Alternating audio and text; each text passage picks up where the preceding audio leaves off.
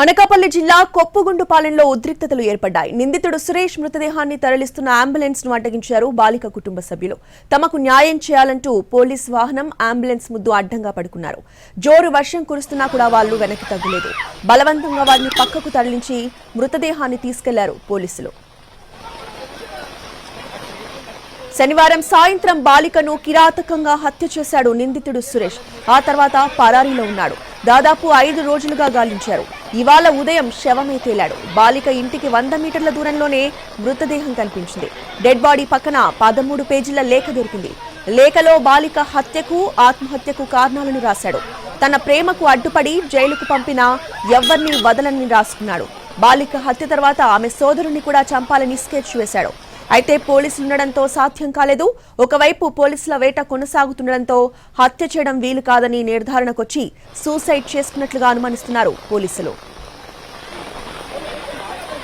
గత కొన్నాళ్లుగా బాలికను వేధిస్తున్నాడు సురేష్. చిన్నారి కుటుంబ సభ్యుల ఫిర్యాదుతో ఏప్రిల్లో నిందితుడిని పోక్సో కింద అరెస్టు చేశారు.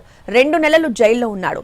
సత్ప్రవర్తన కారణంగా బెయిల్ ఇచ్చారు. ఇక బయటకు వచ్చిన నిందితుడు తనని జైలుకు పంపారని కక్ష పెంచుకున్నాడు. బాలిక హత్యకు రెక్కీ నిర్వహించి మరీ దారుణానికి ఒడిగట్టాడు.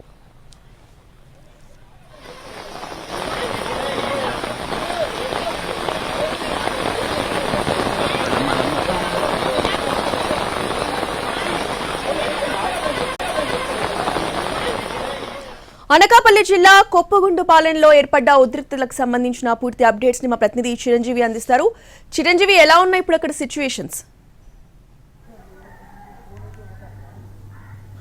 యశ్రజ, కొద్దిసేపటి క్రితం కూడా ఈ మైనర్ బాలిక హత్య కేసు, అదేవిధంగా నిందితుడు సురేష్ ఆత్మహత్య కేసు సంబంధించి ఇక్కడ కాస్త ఉద్రిక్త వాతావరణం నెలకొంది. డెడ్ బాడీని ఇదే ఊరు నుండి ఆ ఇంటి ఏదైతే హత్య చేశాడో ఆ ఇల్లు, ఈ ప్రస్తుతం ఉన్నటువంటి ఇల్లు, ఈ ఇంటి మీద నుండే తీసుకుని వెళ్ళినటువంటి పరిస్థితి. ఈ మార్గం కూడానే పోలీసులు అంబులెన్స్ తీసుకెళ్లేందుకు కూడా ప్రయత్నించారు. అప్పుడు ఆ సమయంలో భారీ వర్షం కురుస్తున్నప్పటికీ ఇంటి నుండి వాళ్ళ తల్లిదండ్రులు ఎవరైతే బాలిక తల్లి రోడ్డుకి అడ్డంగా బైఠాయించి పడుకొని తమ కుమార్తె చావుకు కారణమైనటువంటి వారి మృతదేహాన్ని ఈ మార్గం నుండి తీసుకెళ్లొద్దని కూడా అడ్డుపడింది. అయితే ఈ ఘటనకు సంబంధించి ప్రస్తుతం కథ కొన్ని అనుమానాలతో మరికొన్ని ట్విస్టులతో ముగిసిందనే చెప్పుకోవాలి. ఎందుకంటే ప్రస్తుతం అక్కడ దొరికినటువంటి ఆధారాల ప్రకారం నిందితుడు సురేష్ కొన్ని విషగుళికలు కూల్ డ్రింకులు కలుపుకొని చనిపోయినట్టు కూడా తెలుస్తుంది.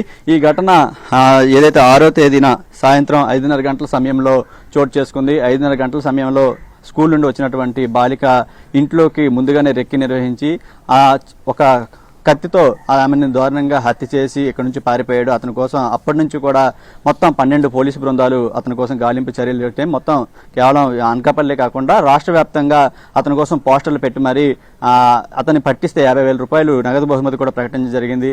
అయితే తాజాగా ఈరోజు ఉదయం 8 గంటల సమయంలో ఇక్కడ ఇంటికి దగ్గరలో ఉన్నటువంటి ఒక కొబ్బరి తోటలో అతను మృతదేహం లభించింది. మృతదేహం వద్ద కూడా 13 పేజీల లేఖ, ఏదైతే హత్య జరిగిన రోజు ఇంట్లో లభించినటువంటి 13 పేజీల లేఖ ఉందో సేమ్ అదే లేఖ జిరాక్స్ను అతనితో కూడా పెట్టుకున్నాడు. అందులో కొన్ని కీలక అంశాలు కూడా అతను మెన్షన్ చేయడం జరిగింది. అయితే తన చావుకి, తన ప్రేమకి అడ్డొస్తున్న ఏ ఒక్కరిని విడిచిపెట్టనని చెప్పేసి అందులో మెన్షన్ చేశాడు. తనని అన్యాయంగా జైలుకి పంపించినటువంటి ఏ ఒక్కరిని విడిచిపెట్టను, అందరమే పగ తీర్చుకుంటాను. అయితే ఇతను ఎవరైతే మృతురాలి తల్లిదండ్రులు అతను కూడా చెప్తుంది ఏంటంటే ఇదంతా కూడా ఏప్రిల్లో పోక్సో యాక్ట్ పెట్టాము, తర్వాత వేధింపులు గురి చేస్తున్నాడని చెప్పి అప్పటి నుంచి కూడా తమ మీద పగ పెంచుకున్నాడు. పోలీసులు కనుక ఇక్కడ బందోబస్తు పెట్టకపోయింటే వాళ్ళ సోదరుని కూడా చంపేందుకు ప్లాన్ వేసుకున్నాడు. పోలీసులు నిరంతరం ఇక్కడ నిఘా ఉండడంతో ఆ ప్లాన్ విఫలమయ్యి ఈ విధంగా ఖచ్చితంగా పోలీసులు తమను ఖచ్చితంగా అరెస్ట్ చేసి చంపేస్తారనే భయంతో ఈ విధంగా సూసైడ్ చేసుకున్నారని చెప్తున్నారు. అయితే పోలీసులు మాత్రం మరోవైపు అనుమానాస్పద మృతిగానే ఈ కేసు నమోదు చేసుకున్నారు. కేసు తర్వాత ప్రస్తుతం అనకాపల్లి ప్రభుత్వ ఆసుపత్రికి ప్రస్తుతం అయితే ఈ మృతదేహాన్ని తరలించడం జరిగింది. పోస్ట్ మార్టం జరిగిన తర్వాత ఈ మృతికి గల కారణాలు, ఇది ఆత్మహత్య, హత్య, లేదంటే ఇంకేమైనా కారణాలు ఉన్నాయా అనేవి కూడా పోలీసులు తెలియజేసే అవకాశం అయితే మనకు కనిపిస్తుంది. Roja. Right, thank you Chiranjeevi.